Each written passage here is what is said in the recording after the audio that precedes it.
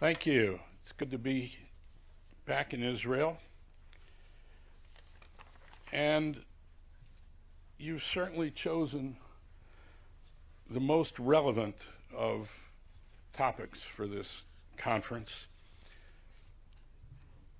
because there's no question that in the democracies, especially the democracies of the West and the former communist East, the press is under a kind of pressure, under a kind of effort to undermine our credibility and our effectiveness, and it also, we contribute to undermining our own credibility and effectiveness. So I'd like to weave a little bit of what I've heard here into my remarks, and then we'll have a discussion back and forth.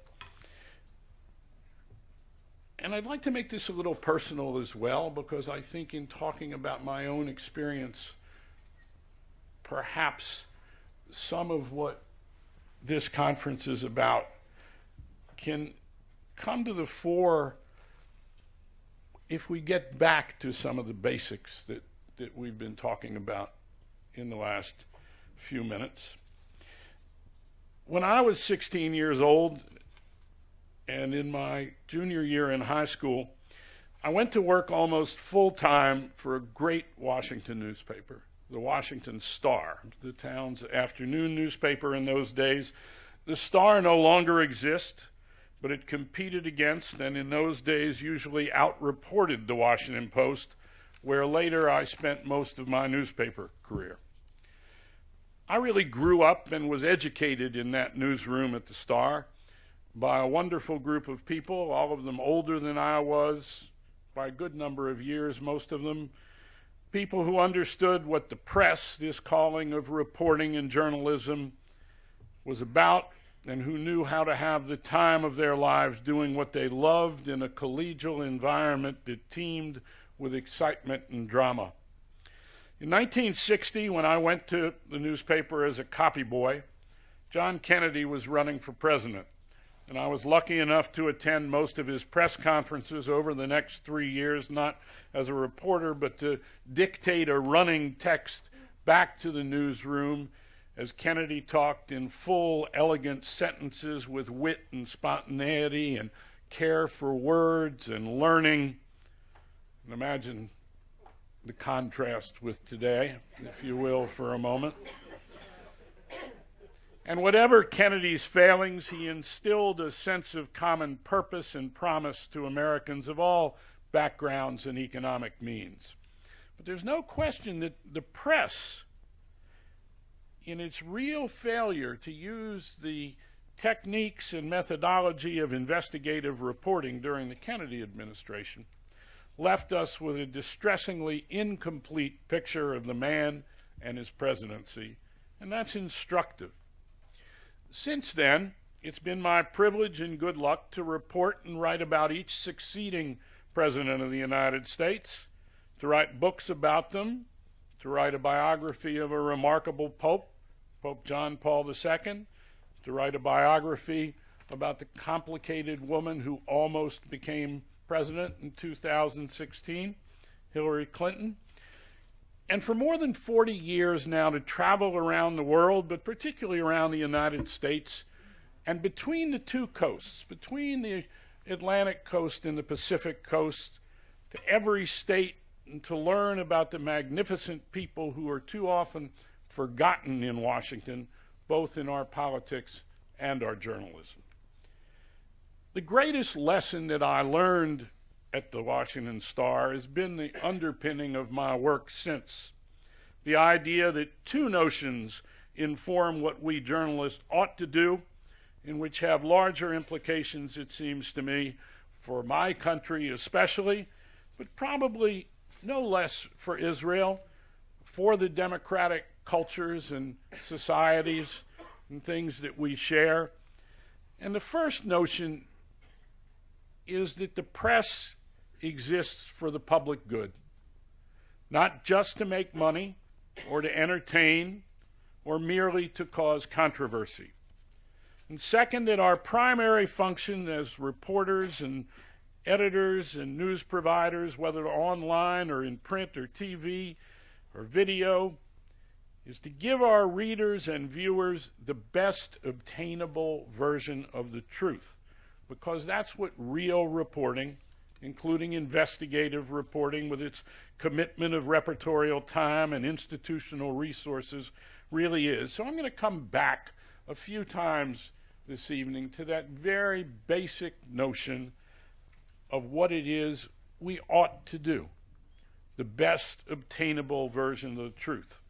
Because some 56, 57 years after I went into journalism, it's clear that something basic is not working in the United States today, in our journalism there, that our system is straining almost to the breaking point, both in our journalism and in our politics and our larger culture. And some of that strain, I think, is coming from our failure to commit ourselves to the best obtainable version of the truth.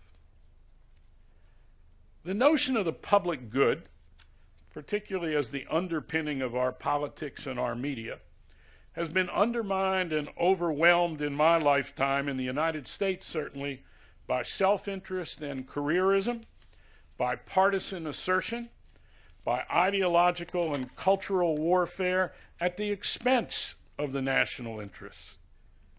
And certainly in the United States, one of the things I see throughout the country, and I don't know if it's true here in Israel as well, is a yearning among young people, and this is where what optimism I have about the future comes from, is that the young people seem to have a great desire to move beyond this cultural warfare that my generation and succeeding couple of generations have placed upon theirs as a kind of yoke that has imprisoned them and endangered their futures, not just in terms of a kind of plutocratic reality, which they now face in the United States, which has been the greatest meritocracy in the history of mankind, but in the last 20, 30 years, we've moved more and more toward a plutocratic model, and what we're debating now in 2017 is really whether or not we can mitigate, particularly through our tax structure and particularly through the prerogatives of the wealthy and the connected, these privileges of plutocracy, which make it much more difficult for young people born in the last 20, 25 years to move in our culture the way people of my generation could, the next generation. So we have a real problem that journalism needs to address. And this business of the best obtainable version of the truth is not our priority enough anymore in journalism or as consumers of news and information as citizens.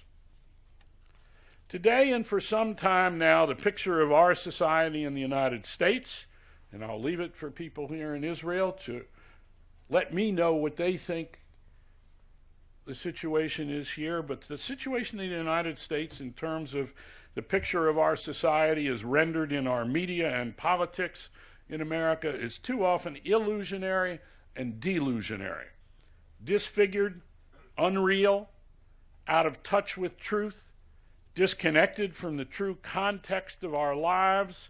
It's disfigured, and again in the press particularly, by celebrity worship, by sensationalism, by manufactured controversy that we drive, by denial of our society's real conditions and complications, good and bad. And here I will go to the Israeli example from what I can see.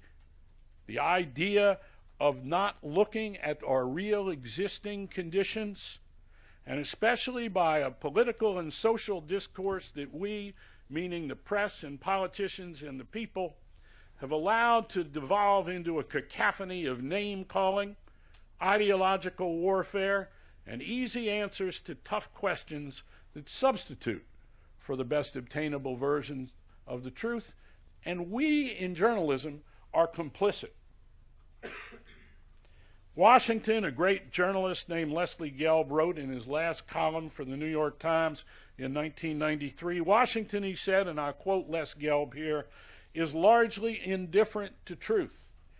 Truth has been reduced to a conflict of press releases and a conflict of handlers.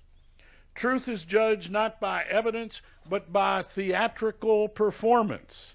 Maybe that sounds familiar here in Israel. Truth is fear. Fear of opinion polls, fear of special interests, fear of judging others for fear of being judged, fear of losing power and prestige. Truth has become the acceptance of untruths. End quote. The truth is often complex. The best obtainable version of the truth is partly about context. And this is perhaps the most egregious example of a single failing of our journalism and media today, I believe, because too much of it, maybe even most of it, too often, is utterly without context.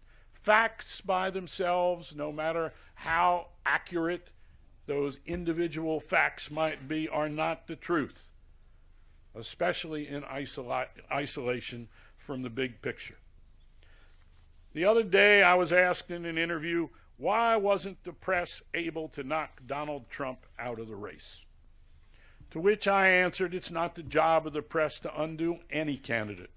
It's the job of the press to report on the real existing conditions of a culture, a society, a government, a sports event, an election campaign, a candidate, not to bring about the desired result of the reporter or newspaper editor or owner. It's the job of the people to make those decisions, hopefully based upon information that has been further developed by great reporting, including great investigative reporting, especially at the level of the presidency in the case of the United States and those who aspire to it. So I would ask, given the presidential campaign that we've just experienced in the United States, why on earth, because that's not what happened in our campaign, why on earth, with all the resources of the TV networks, and I'll talk a little bit here about television and move away from the print press for a minute, but the television networks and cable networks, with all of their airtime and the long trail and public record and public life of Donald Trump and Hillary Clinton and all the other candidates seeking the presidency on the Republican side, why did we not see during the primary campaigns in the United States a single new investigative reporting documentary or even a single biographical documentary on any of the networks about the major candidates before the primary elections were over and the two nominees were chosen? So that during this crucial process of selecting the two people who would run for the presidency in terms of the nominations of the two major parties, what was the television press waiting for? And there was some terrific reporting done by some of the traditional print major media organizations, now online as well. But in terms of television, where most people were getting their news, what happened? And let me add here that the amount of free airtime accorded Donald Trump by the cable news networks, and nothing approaching the same for the other candidates during the primaries in the United States. The cable networks made a choice to cover the circus instead of the more plodding aspects of campaign substance. What happened? This is a failure of basic journalistic responsibility. So we experienced in our presidential campaign a real failure of the best obtainable version of the truth, whatever those documentaries that weren't done might have shown.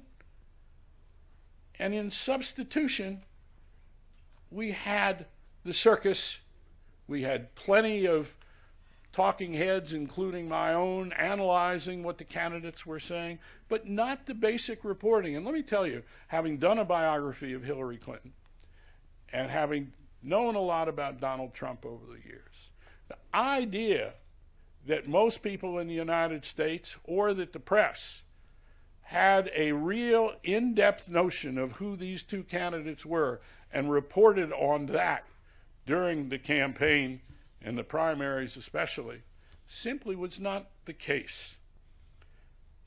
And now we get to the problem that may be greater and is also related to what I'm describing here than the failure of our journalism. And that is the failure and disinterest of so many of our people and our culture at large in looking for the best obtainable version of the truth, in opening their minds to the best obtainable version of the truth. And I would be surprised from what little I know about Israel that the situation is much different here, because increasingly I'd say, and dominantly in terms of political information in the United States, people are looking for information to reinforce what they already believe rather than being open to the best obtainable version of the truth. They want information that will buttress the ideological, religious, political, and cultural values and prejudices that they already hold. There's no metric that I can measure this by, but I have no doubt that the situation is radically different in this regard about the openness of people to the best obtainable version of the truth at the time of Watergate and today. Despite the failure that I've described here, we have seen online and in print from the traditional great reporting organizations like the Washington Post, the New York Times, and the Wall Street Journal, we finally started to see in the Trump presidency and during the campaign, after there were two nominees, the kind of reporting that should have been done months earlier. But make no mistake, we had a great reportorial failure in this election cycle in the United States, particularly on television, which did this great presentation, as I said, of covering the debates and the talking heads, including my own, but not the real reporting. So now, the big story, in part, is what it should have been back then. Who is Donald Trump? Because now we're learning and reporting about who Donald Trump is in a way that we should have been doing during the campaign.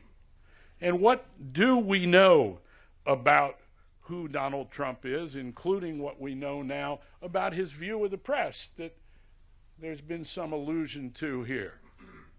His view of the press as the enemy of the people, as the creator, supposedly, of fake news, which certainly it is not in terms of the mainstream press, especially it is not in regard to the news as has been reported about Donald Trump, in which he regards as fake news, anything but.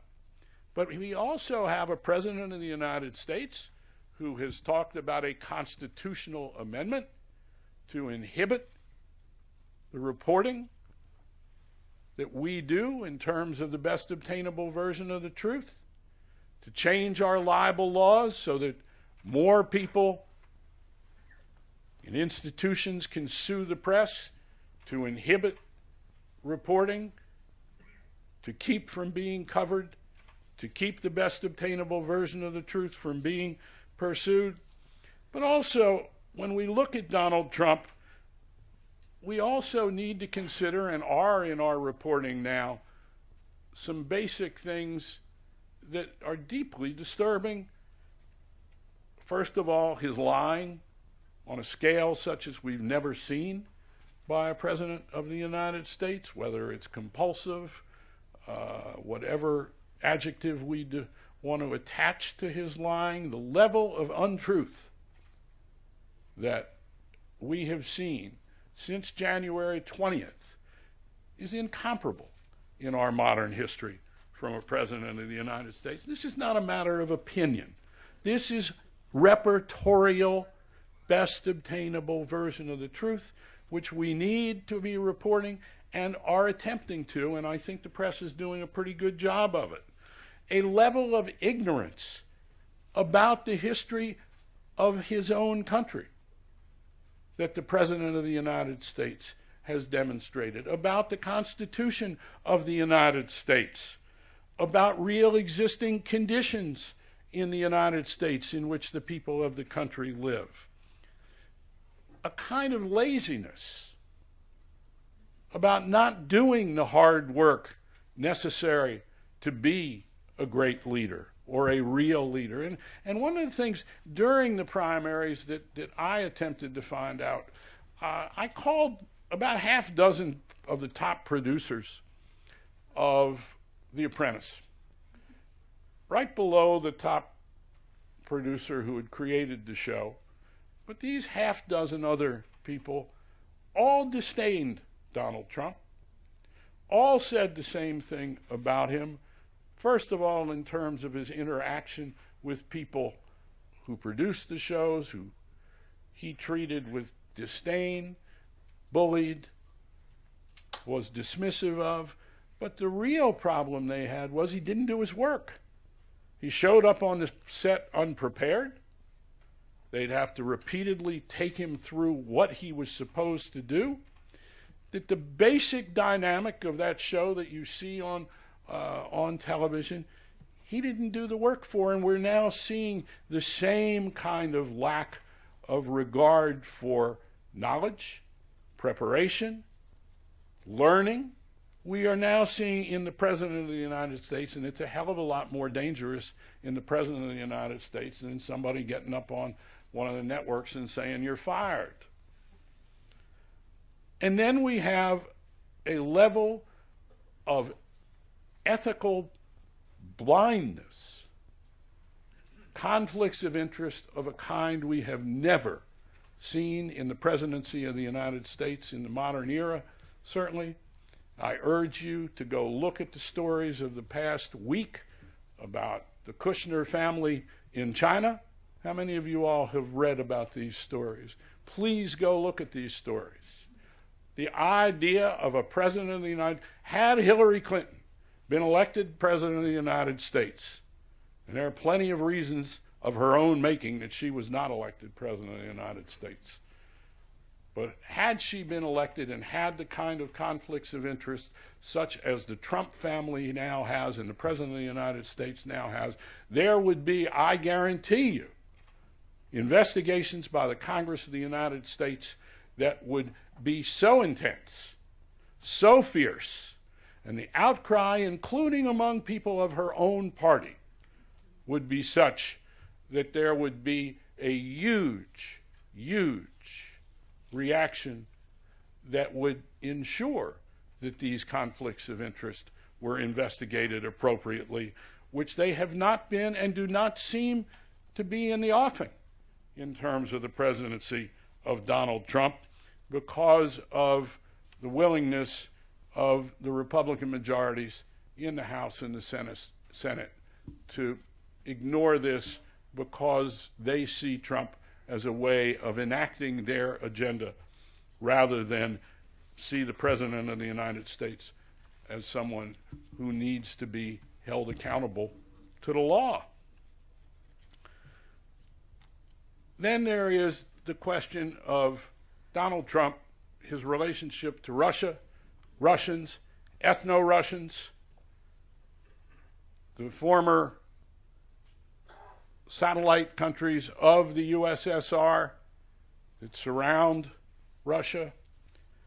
And we're starting to learn more about that. We don't know where this story is going to go, but in terms of the best obtainable version of the truth, and especially whether there was collusion between people in the Trump campaign, people in the Trump organization, people close to Donald Trump, we're beginning to get indications that we need to know a lot more, and that the press has been aggressive, has been responsible. He calls it fake news.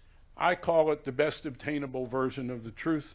And I think that we can take some real satisfaction at the kind of job that so many journalistic institutions, especially the New York Times, the Wall Street Journal, the Washington Post, CNN, the AP, others have been doing in this regard.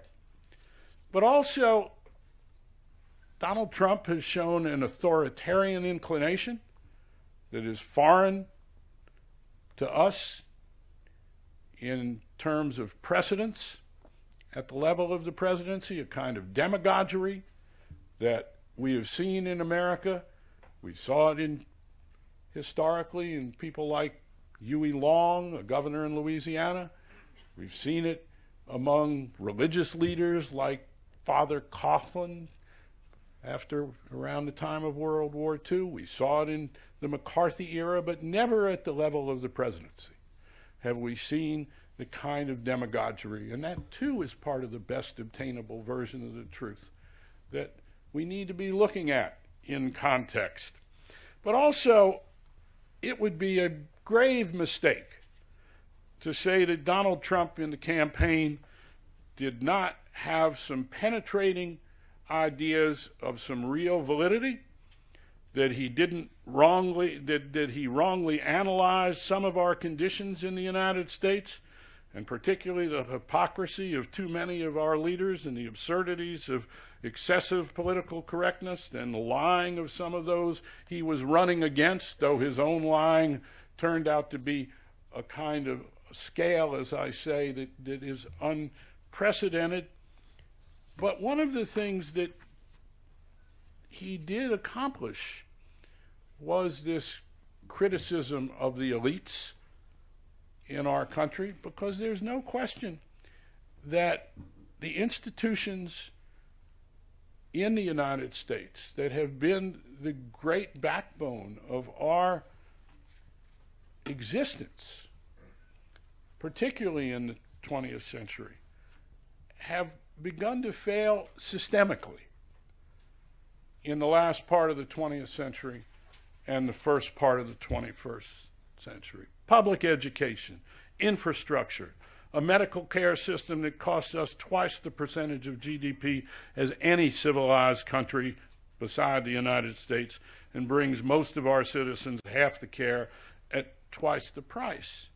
So Trump wasn't wrong when he talked about the diminution of American greatness, but his prescriptive and methodology, as he expressed himself, bordered on a kind of authoritarianism and nativism and appeals to bigotry and a Soviet-like cult of personality that, again, was foreign to our experience in the political process and our cultural experience in the United States.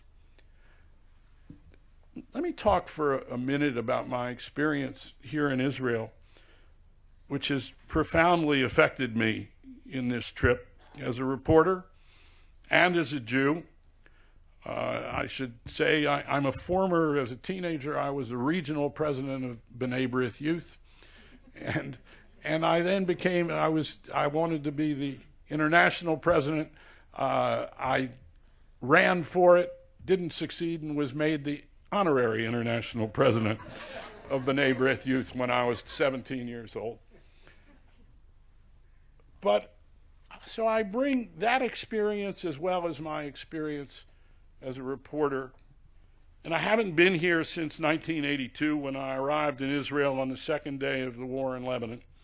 And on that trip, I soon reported for ABC News, which you had made a reference to, that Ariel Sharon and Menachem Begin had lied to the Israeli cabinet about the purpose of that invasion, that it had not been merely, as they said, to create a 25-kilometer security zone to the north, but rather to push the Palestine Liberation Organization into Beirut and beyond.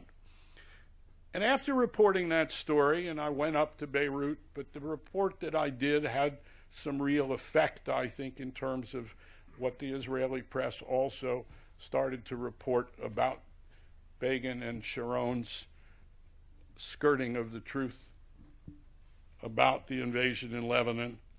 I then spent several more weeks in Israel that year on 2 trips to participate in seminars here on the war and its aftermath, including the massacres in the PLO camps at Sabra and Shatila, and with much of the discussion surrounding the Israeli government's assertions of its prerogatives in greater Judea and Samaria, as expressed particularly through the expansion of settlement building, then in a more infant phase than we've seen now.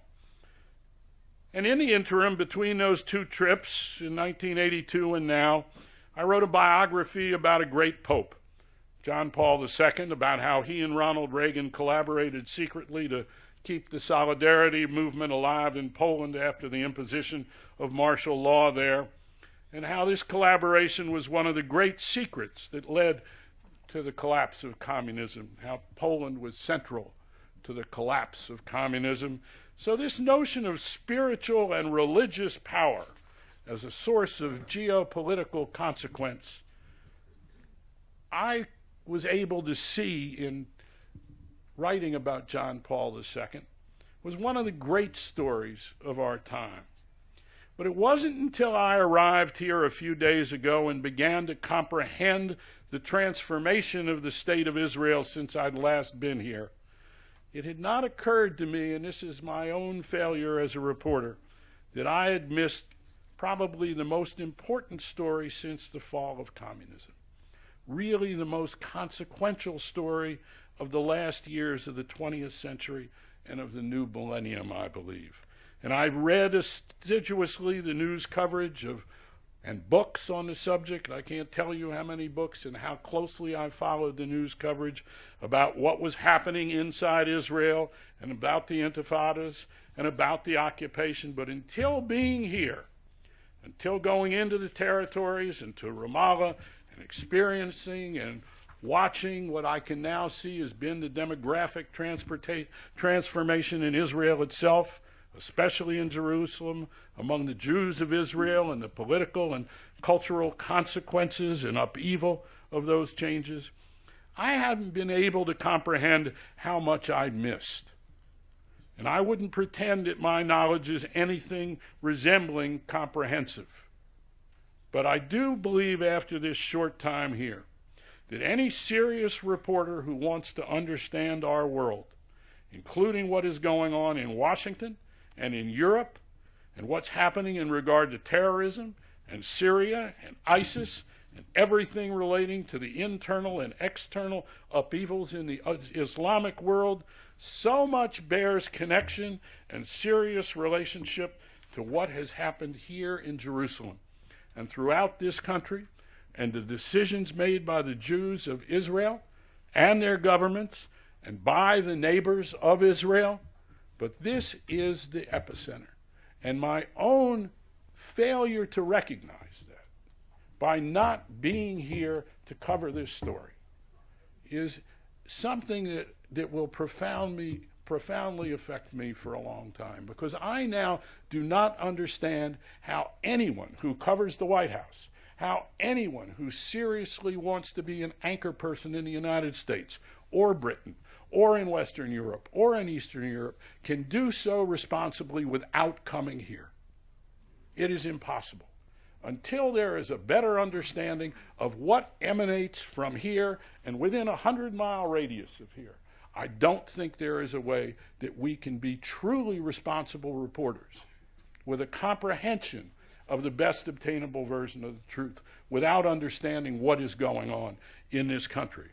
So I would say to any reporter who aspires to report from Washington and the other great capitals or from anywhere in the Islamic world that he or she must come here and see the occupied territories, understand the pulse of underlying events, understanding the forces that disproportionately, as I say, emanate from this place and have radiated incalculably from this epicenter and will continue to do so. I don't know what the best obtainable version of the truth is because I haven't been here enough. But I do know that this is ground zero of today's geopolitics. That is what I have learned since I'm here.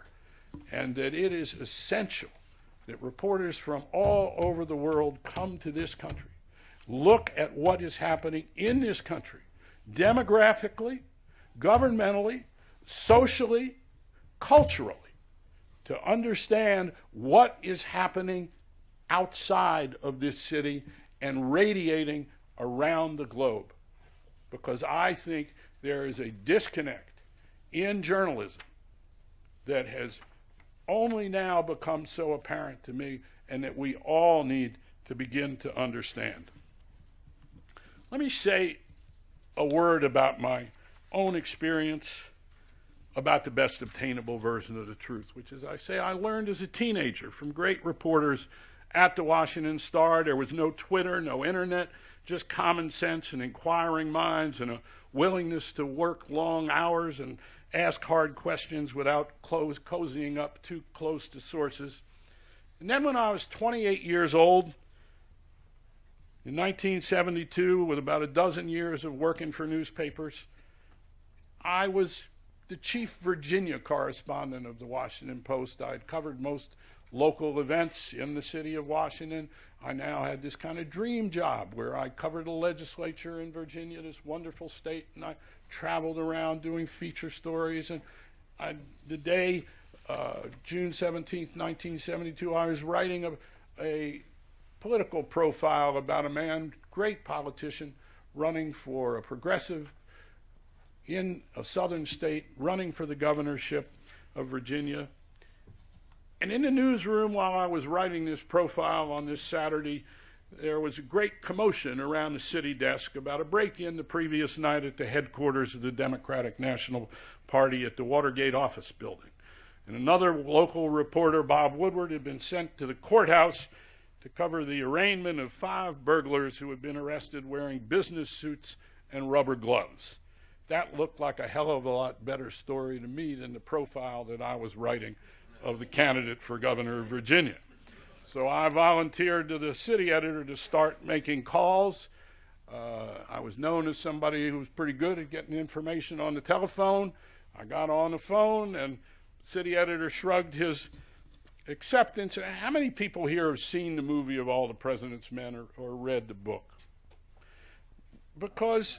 Or Spotlight. That's another great movie that I urge you all to see, because in either instance you see the basic methodology of investigative reporting and why it works and why we need it. The great thing to me about the movie of All the President's Men is that it's not about Bob and myself and our personal lives or what we're like in terms of socially or the women in our lives or anything of the kind. It's really about the hard work, basic slogging you do as a reporter if you believe in this idea of the best obtainable version of the truth. And shortly after Richard Nixon resigned the presidency, Bob and I were asked a long question about reporting, and we came up in answering it with this short phrase that we've used so many times since to describe our reporting on Watergate and its purpose and methodology that I have tried to emphasize here today: the best obtainable version of the truth. Because it's a simple concept, yet something very difficult to get right. Because, and I think people here who are journalists know this, of the enormous amount of effort, thinking, persistence, pushback, removal of ideological baggage, and for sure luck that is required, not to mention some unusual, in our profession, humility. Underlying everything reporters do in pursuit of the best obtainable version of the truth, whatever our beat or assignment, is the question, and I'll come back to Israel here as well: what is news? What do we as journalists, as reporters, believe is important, relevant, hidden perhaps, or even in plain sight and ignored by conventional journalistic wisdom or governmental wisdom? So I'd say that this question of what is news becomes even more relevant and essential if we're covering the President of the United States or the future of Israel. Richard Nixon tried to make the conduct of the press the issue in Watergate instead of the conduct of the President and his men. Woodward and I tried to avoid the noise and let the reporting speak. During our coverage of Watergate and since, Bob and I learned a lot about the business of reporting from each other. And the other night we had the privilege of talking at the White House Correspondents Association dinner that for the first time the President of the United States did not attend in more than 50 years. And I listed some of the primary elements of Bernstein's repertorial education from Woodward. He very kindly listed a few things he said he'd learned from me, but there is a kind of confluence here that I don't know which one begins with each of us, but almost inevitably, and first of all, we both emphasize this, unreasonable government secrecy is the enemy of the best obtainable version of the truth. And usually, unreasonable government secrecy is the giveaway about where the real story might be. And when lying is combined with secrecy, there's usually a pretty good roadmap in front of you. Yes, follow the money, but also follow the lying. Second, sources are human beings whom we need to listen to and empathize with and understand, and not objectify simply as the means to get a story. We need to go back to our sources time and again, over and over. The best obtainable version of the truth is about context and nuance, as I said, even more than it's about simple existential facts. And as an example of this need to look at sources as human beings, look at the development and help of Deep Throat, Mark Felt, the deputy director of the FBI in Watergate, as a source. This was a deeply human enterprise. And when we were working on our second book about Richard Nixon, The Final Days, Woodward did, for instance, 17 interviews with Nixon's White House lawyer. The point being that sustained inquiry is essential. Not just once. Go back over and over and over. You never know the real story until you've done the reporting. Exhaustively, gone back to the sources, asked ourselves and asked those sources what's missing, what's the further explanation, what are the details, what do our sources think the story means. Our assumption of the big picture is not enough. Our preconceived notion, pardon me? Our preconceived notions of where the story might go are almost always different than where the story comes out when we've done the reporting. I know of no important story I've worked on in more than half a century that ended up where I thought it would go when I started on it. The people with the information we want shouldn't be pigeonholed or prejudged by their ideology or politics. Almost all our sources in Watergate were people who had at one time or another been committed to Richard Nixon and his presidency, even up to the end. So we're reporters. We're not judges. We're not legislators. What the government or citizens or judges do with the information we've developed is not part of our process nor our objective. Our job is to put the best obtainable version of the truth out there, period. Ben Bradlee, the great editor of the Washington Post, gave a speech in 1993 in which he talked about the aggressiveness of the reporting that we did in Watergate. And as he said in that speech more than 20 years ago, and I quote Ben Bradlee, "The more aggressive our search for the truth, the more some people are offended by the press. So be it. I take great strength," Ben said, "knowing that in my experience the truth does emerge. It takes forever sometimes, but it does emerge. And at any relaxation," back to this theme, "any relaxation by the press will be extremely costly to democracy." I believe extremely costly in America, extremely costly in Israel. Thank you for having me here.